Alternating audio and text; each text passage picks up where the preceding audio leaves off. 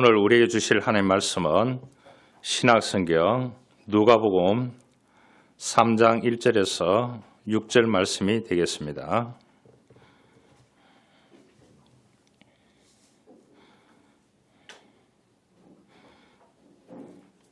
페이지 수로는 91페이지가 되겠습니다.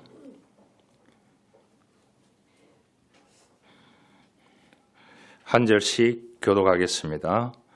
디베로 황제가 통치한 지 15해 곧 본디오 빌라도가 유대의 총독으로 헬롯이 갈릴리의 분봉왕으로 그 동생 빌립이 이두레와 드라고니 지방의 분부왕으로 누사니아가 아빌레네의 분부왕으로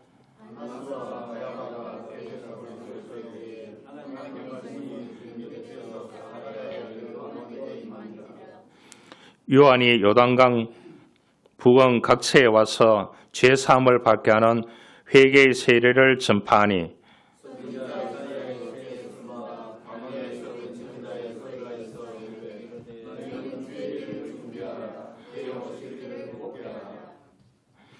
모든 골짜기가 메워지고 모든 산과 작은 산이 낮아지고 굽은 것이 곧아지고 험한 길이 평탄하여질 것이요.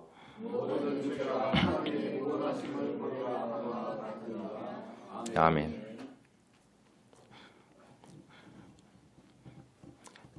그 4세기 후반입니다.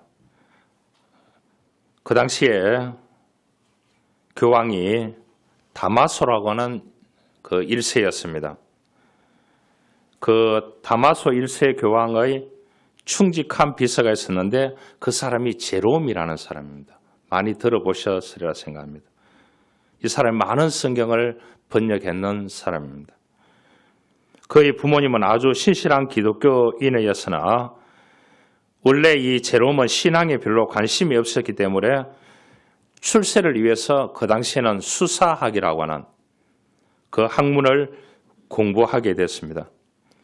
그러다가 중병에 걸려서 생명의 위협을 받게 되었습니다. 하나님이 내린 징벌이라 생각해서 자신의 죄를 회개하고 하나님께 치유의 은혜를 입어서 다시 회심하게 됩니다. 이후 이 제롬은 여러 지역을 돌아다니면서 신학을 공부하고 그 당시에 헬라어, 히브리어 여기에 능통한 사람이 되었습니다. 결국 교황의 비서 자리에 오르게 된 그는 성경을 라틴어로 새로 번역하라는 그러한 명령을 받고 성경을 번역하기 시작했습니다. 그러니까 교황이 이 제롬에게는 최고 든든한 후원자였습니다. 또 제일 똑똑한 사람이었습니다. 그런데 이 교황이 죽어버렸는 겁니다. 그러니까 이 정적들이 이 제롬을 공격하기 시작합니다. 죽이려고요. 그래서 노마를 떠날 수밖에 없었습니다. 내가 지금까지 노력하고 투병에도 하나님께서 은혜를 베풀어 주시고 다 했는데 하나님 뭐냐고. 분노와 실망 속에서 베들레헴으로 가게 됩니다. 그가 도착한 곳이 베들레헴이었습니다. 예수님이 탄생할 무렵 헬롯에 의해서 죽임을 당한 아들들의 유골을 안치한 동굴이 있었다고 합니다. 절망 속에 있던 그는 이 동굴을 방문하고 큰 깨달음을 얻었다고 합니다. 이 아이들은 태어나서 예수님을 한 번도 보지 못했는데 예수님을 위해서 죽어간 첫 순교자들이었습니다. 왜냐? 태어난 영아들을 다 죽여라는 분부왕의 명령이 있었기 때문이었습니다. 그런데 나는 남들이 누려보지 못한 존경과 지위를 누려보지도 못하고 절망에 빠져서 허비하고 있는데 그 현장을 보고 악의 유골 하나를 갖고 근처 동굴에 자기 거처를 옮겨서 정하고 기도했습니다. 주님, 저희 남은 인생 동안 주님을 위해 복음을 전할 수 있는 일을 가르쳐 주십시오. 그렇게 기도하고 있는 그 동굴 속에서 절망하고 중단했던 성경 번역 작업을 시작했습니다. 무려 24년에 걸쳐서 성경을 번역했기 때문에 오늘날 거쳐가지고 오늘날 이 성경을 보게 되는 겁니다. 안 놀라시네요. 24년 동안요. 그 동굴에서요. 그래서 불가타 성경이라는 불가타라는 이름으로 번역이 됐습니다. 그래서 이 세상의 진리의 빛으로 비치는 중요한 역할을 하게 되었습니다. 우리가 이 땅에 부름받아 왔는데 우리가 살아가면서 하나님 앞에 쓰임받는다는 것이 무엇이겠습니까? 부족하고 남들 보기에는 보잘것없을지라도 하나님께서 나에게 맡겨주신 삶의 현장에서 복음의 증인으로 살아간다고 하면 가장 복음을 잘 전하는 인생이 아니겠습니까? 오늘 이 본문은 예수님께서 이 땅에 오심의 그 길을 열어서 하나님의 구원을 보게끔 하는 길을 여는 자, 길을 내는 자, 그 사람이 나오는데 그 사람이 세례 요한입니다. 그래서 주의 길을 준비하라. 모든 육체가 하나님의 구원하심을 보리라. 그렇게 얘기했습니다. 셀베이션. 우리가 누군가가 조금 도와줘가지고 그 분야의 구원을, 회복을 얻는 것도 얼마나 감사합니까? 그런데 우리의 영혼을 구원받는 그 첫 번째 길을 여는 사람이 세례 요한이었습니다. 이 길을 연다는 것은 뭐냐? 생명을 온전히 하나님께 바치지 않고는 그 시대적인 상황 속에서 열 수가 없는 그러한 이야기였습니다. 그런데 세례 요한은 당당히 외쳤습니다. 회개하고 죄사함을 받으라고 하는. 그렇게 이사야 성경을 인용해서 외치게 되는 것을 볼 수 있습니다. 여러분은 영적인 하늘길을 잘 가고 있습니까? 사람은 이 육적인 길에 우리가 이 땅에 보내주셨기 때문에 이 땅에 자기가 전공하고 자기가 하는 사업과 자기가 하는 일과 자기가 하는 학업을 통해서 하나님께서 길을 여시기를 원하십니다. 왜냐? 나에게 주신 은사이기 때문에. 그렇게 해서 그곳에 가서 내가 최고가 된다고 하면 어떻게 될까요? 많은 사람들이 나를 존경하고 나를 따르면 그 속에 예수 그리스도를 전파할 수 있게 되는 것입니다. 그래서 하나님께서 그 분야에 왜 하나님께서 그 사람에게 극대화시켜서 그 사람에게 성공적인 인생을 살아갈 수 있도록 할까요? 그 사람을 통해서 예수 믿는 사람들이 많이 복음이 증거되기 위해서 우리에게 보내주셨습니다. 할렐루야. 아멘. 할렐루야. 아멘. 여러분, 저와 여러분들이 잘 먹고 잘 살기 위해서 자리를 준 것은 절대로 아니라는 것을 이해해야 됩니다. 그러기에 옛날에는 왕들이 가면 길들이 있었습니다. 요즘은 정부 고관들이 가면 다 세팅이 되어 있습니다. 여러분, 국회의원만 하더라도 모든 차표는 공짜래요. 이런 나라가 어디 있어요? 이해 가시죠? 그러면 그 비서관들이 다 저거 하고, 그러면 그 위에 고위직들은 어떻게 할까요? 가면은 행사에 가면은 모든 것들 세팅하고 들어오면은 또 어떻게 합니까? 처음 다 일어나서 박수 보내고. 여러분, 그 길을 준비하는 사람들은 쉽지 않습니다. 그러잖아요. 길을 준비하는 사람들은 쉽지 않습니다. 제가 일개 강의하러 가는데도 나와서 차편부터 다 안내하고 그 길을 다 안내하는 사람들이 있다니까요. 여러분, 이 세례 요한은 지금 우리가 대림절을 지키고 있습니다. 오시는 주님을 위해서 길을 준비하고 있습니다. 이 오시는 분이 메시아니까 이분이 우리를 구원하여 주시기 위해서 하나님이 보내주시는 분이다. 그렇기 때문에 이분의 탄생을 알리고 700년 전에 이사야가 예언했던 대로 그대로 오시는 아기 예수님입니다. 그분을 우리가 준비하고 받아들이고 영접하고 그래서 하나님의 구원을 경험해야 된다. 그렇게 이야기를 했습니다. 그러면서 어떻게 합니까? 산과 같은 잘못된 교만한 마음을 버리고 욕심을 버리고 왜곡된 것을 바로잡고 압제를 당하는 험한 곳을 바르게 가다듬어야 한다고 말씀을 하면서 다시 한번 주의 길을 준비하는 우리가 대림절이 되어져야 될 줄 믿습니다.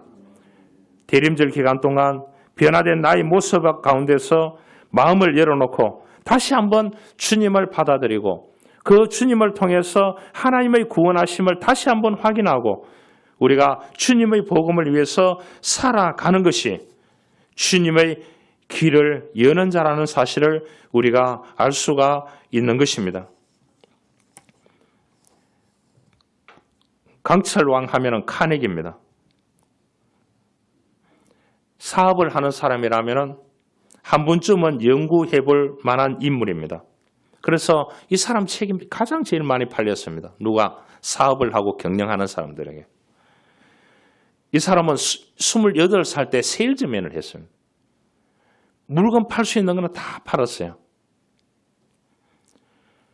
공부를 제대로 못했기 때문에 생계를 꾸려가야 되기 때문에 그러니까 물건을 팔러 다니니까 환영해 주는 사람이 누가 있겠습니까? 문전박대도 당하고 실망도 하고 자책도 하고 시리에 빠졌는데 어느 날 노인이 혼자 사는 집에 노크를 했습니다. 그런데 그 노인이 들어오라는 거예요. 젊은이가 안타까워서 한 개 사주겠다는 거예요. 그래서 응접실에 앉아서 차를 한 잔 주는데 자기가 딱 보니까 그림이 한 개 딱 있더래요. 물이 다 빠졌는데 배만 있더래요. 이거를 뭐라고 합니까? 민물이라고 합니까? 설물이라고 합니까? 예, 설물 잘 아시네요. 그런데 저 노인이 어떻게 저 그림을 저기 그려놨을까? 여쭤봤어요. 자기가 성공하게 되어서 이렇게 부자로 살 수 있게 된 이 노인이 하는 말이 자기가 저 설물 때문에 성공할 수 있게 됐다. 그렇게 얘기했대요. 그러면서 이 젊은이를 보고 그런 말을 했죠. 자네가 하고 있는 일이 설물이라고 생각하지만 앞으로 물이 차가지고 저 배가 뜨는 민물일 때가 있을 거라고. 그날을 바라보면서 열심히 하라고. 그래서 이 노인이 기도를 해줬대요. 그래서 밀물때가 있음을 생각하라는 그 말을 듣고 언젠가는 소용없이 내어버린 낡은 배를 보일지 모르나 물이 밀려 들어오면 항해할 수 있을 것이다. 그것을 위해서 준비해야 되겠다. 이렇게 생각하고 이 사람이 이 늙은이에게 노인에게 부탁했습니다. 저 그림을 돌아가실 때는 저를 좀 주세요. 아니나 다를까 이분이 이제 임종이 가까워왔을 때 이거를 택배로 보냈어요. 이 젊은이에게. 강철한 카네기가 사무실에 그것을 걸어놓고 이분이 사업을 하게 됩니다. 기도하면서요. 그래서 이 사람에게 밀물대를 바라보면서 지금은 설물이지만 밀물대를 바라보면서 엄청나게 자기 인생에 준비하고 지혜를 얻고 기도하고 믿음으로 일구어서 전 세계적으로 유명한 강철왕 카네기가 됐습니다. 예수님께서 이 땅에 오셨습니다. 새로운 차원의 소망이요 하늘로부터 임하는 한 줄기 빛입니다. 아무리 누가 온다 하더라도 길을 여는 자가 없으면 안 되는 것입니다. 그러죠? 마리아와 요셉을 통해서 또 세례 요한을 통해서 하나님께서 선택하신 그분들을 통해서 비밀리에 진행하고 계셨습니다. 왜냐? 이것이 알려지면은 그 당시에 종교 기득권 지도자들 또 바리새인들 사두개인들 거기에 모든 관료들이 메시아가 오는 것에 대해서 부정적이었습니다. 그러기에 하나님께서 다 선택할 때는 비밀리에 다 선택했는데 그 사람들이 다 예수로 응답했다는 것입니다. 그래서 조용하게 어디에서 왔습니까? 말구유에 왔습니다. 일제강점기에 1912년도입니다.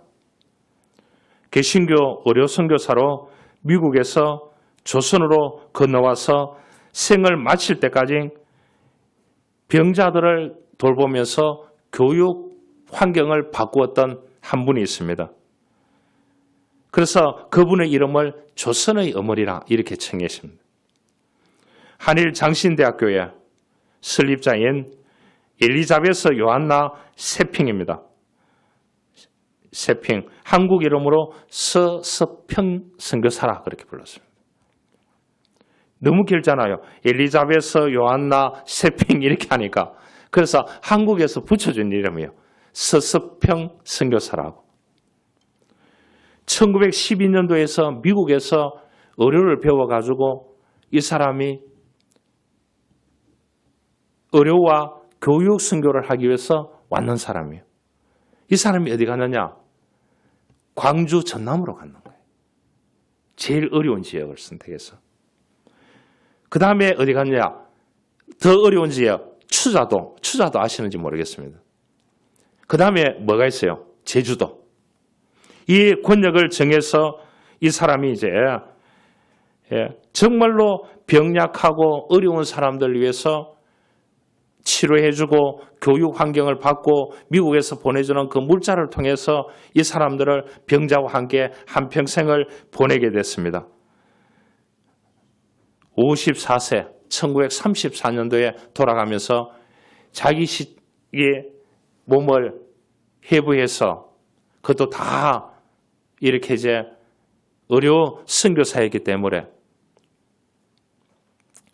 그렇게 할 수 있도록 했습니다. 그런데 54세 돌아가실 때 이분이 영양실조였답니다. 변명이에요. 당시 선교사는 생활비로 3원을 받았다고 합니다. 3원. 그 돈이 지금 얼마 되는지는 환산해 봐야 되겠지만은 아무리 환산한다 해도 그 돈이 3원이래요. 그러니까 여러분 1원짜리 동전 본 사람이 있습니까?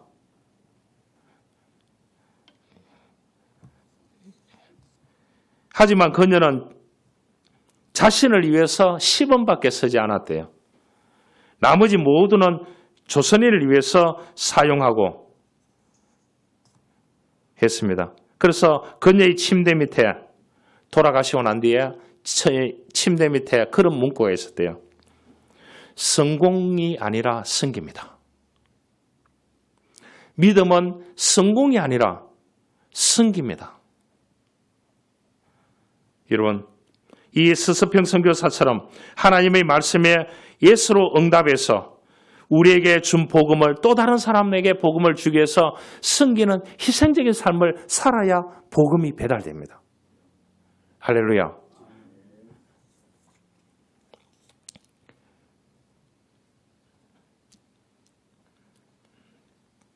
우리는 이 땅에 와서 살아가는 사람들입니다. 어떻게 보면 세례 요한과 같이 복음을 위해서 몸부림치고 주님을 위해서 복음을 전파하기 위해서 수많은 고난과 광야에 쫓겨나서 그렇게 광야에서 외치는 소리를 전할 수밖에 없었던 이 세례 요한. 세례 요한은 명문가의 오늘날로 따지면 금수저 출신입니다. 그런데 그가 주님의 복음을 위해서 전하는 것을 볼 수 있습니다. 왜냐? 골이 너무 깊어졌다는 거죠. 그 당시에 정치, 경제, 문화, 외교 모든 것들이 다 무너졌습니다. 어떻게 보면 오늘 우리의 시대를 바라보는 것 같습니다. 그렇기 때문에 그러한 골들이 메워져야 된다고 오늘 성경은 말씀해 주고 있습니다. 주의 길을 준비하라.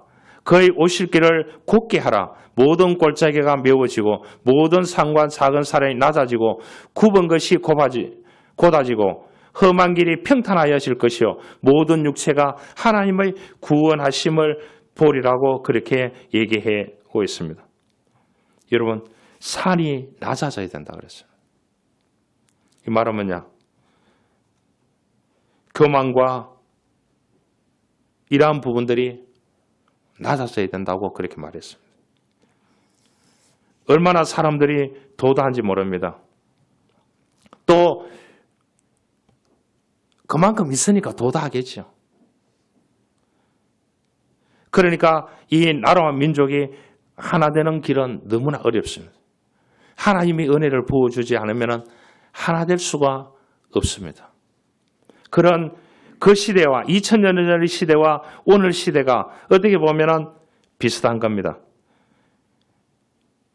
산이 낮아져야 합니다. 교만과 영광과 권력과 이러한 부분들이 다 낮아져야 합니다. 굽은 것을 곱게 해야 됩니다. 왜곡되고 삐뚤어진 이러한 부분들을 바로 잡아야 된다고 오늘 여기에 외치고 있습니다. 이 말은 뭐겠습니까? 가짜뉴스 유튜브에 현혹되는 자기가 보고 싶은 거 보고 해석하는 그러한 시대가 되어졌습니다.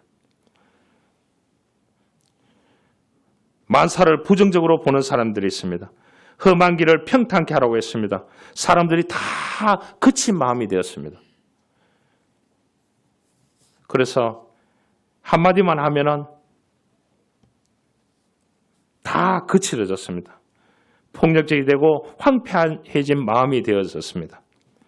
꼴짝이라는 것은 뭡니까? 민중입니다. 절망과 시리에 빠진 민중, 깊은 꼴짝이, 이것이 메워진다. 산은 누구냐? 헬로당과 같이 교만하고 못된 왕을 의미합니다. 명색이 왕이긴 하나 허수아비입니다. 로마에서 세웠는 허수아비입니다. 그러기에 예수님 메시아가 태어날 것을 방치하기 위해서 태어난 아이를 다 죽이라고 명령을 하게 됩니다. 그런데 하나님이 비밀리에 마리아와 요셉을 통해서 거기에 믿음으로 따르는 그 주변의 사람들을 통해서 하나님께서 역사가 진행되고 있었습니다. 그 중에 한 사람이 오늘 누구냐? 세례 요한입니다. 위에 처음부터 디베로 황제가 통치한 지 쫙 얘기하면서 본디오 빌라도 유대의 총독으로 또 헬롯이 갈릴리 분보왕으로 상세하게 역사적으로 설명을 하고 있습니다. 이러한 가운데서 메시아가 온다는 겁니다. 대단하지 않아요? 좀 평안한 일 때, 좋을 때 오면 얼마나 좋겠습니까? 여러분, 그 나라가 어려워지면 9.11 테러가 일어나고 난 후에 교회 부흥이 제일 많이 일어났대요. 내 인생을 이제 하나님께 맡겨야 되겠다. 이 세상에 맡겨서는 안 되겠다. 이렇게 됐대요. 지금 나라가 어려워지니까 우리가 더 기도하고 더 예배하고 더 복음을 전할 수 있는 하나의 기회가 되어져야 될 줄 믿습니다. 여러분, 정치의 논리에 휩싸이지 마시기를 바랍니다. 우리는 뭐든지 준비해야 됩니다. 다시 오실 주님을 준비해야 됩니다. 중국 위나라의 시대에 편작이라는 명의가 있었다고 합니다. 명의 아시죠? 명의는 뭡니까? 모든 병을 가면 다 고쳐주는 사람, 명의라 그렇게 해요. 편작은 3형제 중에서 막내였는데 형제 모두가 어서였다고 합니다. 하루는 왕이 평작을 불러서 3형제 중에서 누가 의사 실력이 제일 좋으냐 이렇게 물어봤대요. 물어보니까 만형이 제일 의술이 좋습니다. 둘째 형님이 그 다음이고 제 실력이 가장 못합니다. 그러니까 왕이 의외의 답을 들었네. 소문에는 너가 제일 잘한다고 지금 백성들이 너에게 줄을 다 서가 있는데 무슨 소리 하느냐 이렇게 물어보니까 편작이 그런 얘기 했답니다. 만영은 환자들이 병의 증상을 느끼기 전에 어떤 병이 있을지 미리 알아차려 봅니다. 그래서 병이 생기기 전 미리 치료를 해줍니다. 그러다 보니 아무리 잘해줘도 형이 사람의 병을 낫게 했다고 소문이 안 돕니다. 그럼 둘째는 그렇게 얘기하니까 둘째 형은 첫째 형보다는 실력이 못합니다. 둘째 형은 사람들이 병이 미약할 때 병이 있다는 걸 알아차리고 치료를 해줍니다. 그러다 보니 환자들은 둘째 형이 큰 병을 치료해줬다고 생각하지 않습니다. 마지막으로 저는 실력이 없어서 병이 다 커져서 아파서 죽겠다고 하는 사람들만 찾아옵니다. 너무 늦게 알아차리기 때문에 맥도 짚어보고 처방도 해주고 아픈 것도 수술해주고 그렇게 하니까 그 사람들이 소문을 다 냈을 따름이지. 저는 위대한 명의가 아닙니다. 위대한 명예는 첫 번째 형이고 그 다음에 두 번째 형이고 그 다음에 마지막으로 접니다. 편작의 말처럼 사람들은 큰 병을 고칠 수 있는 사람은 명의라고 할 수 있을 겁니다. 하지만 예수님이 생각하는 명의는 만형과 같이 미리 준비하고 예방하고 치료해 주는 사람이 예수님의 입장에서 생각하면 명의입니다. 누가복음 12장 40절에 말합니다. 그러므로 너희도 준비하고 있어라. 생각하지 않은 때에 인자가 오리라고 하시리라 그렇게 했습니다. 우리가 오시는 주님을 영접하고 그분을 통해서 셀베이션 구원함을 받았습니다. 그분을 축하하고 성탄을 축하하고 또다시 우리가 주님의 길을 여는 자가 되어야 됩니다. 그것이 뭐냐? 우리에게 맡겨진 주신 은사대로 삶의 환경에서 복음을 배달하기 위해서 우리가 세례 요한같이 주님의 길을 여는 자, 그래서 복음을 배달하는 자로 살아가는 것이 오신 주님을 영접하고 축하하고 다시 오실 그 주님을 우리가 기다리면서 믿음의 길로 살아가는 저와 여러분들이 될 수 있기를 주님으로 축원합니다. 하나님 감사합니다. 우리가 이 땅에 오신 주님을 성탄을 축하하며 준비하고 다시 한번 영접하고 주님의 길을 여는 자들이 되기를 원합니다. 준비하는 자들이 되기를 원합니다. 하나님 은혜와 은총을 베풀어 주시옵소서. 오늘 이 세례 요한은 주의 길을 준비하라고 했습니다. 그래야만이 회개하고 복음을 믿으라고 했습니다. 그래야 하나님의 구원을 본다고 했습니다. 어떻게 보면 세례 요한과 같이 우리에게 주님의 길을 여는 자로 이 땅에 보내주셨습니다. 우리의 삶의 자리 가운데서 복음을 위해서 주님의 길을 여는 자가 되어져서 우리가 만나는 사람들에게 하나님의 구원을 선포하고 그분들에게 복음을 배달할 수 있는 놀라운 은혜와 은총을 베풀어 주옵소서. 예수님의 이름으로 기도하옵나이다. 아멘. 헌금 독송 찬송가 120장 1절 미션 찬양팀 2절 성도님들 3, 4절 같이 올려드리겠습니다.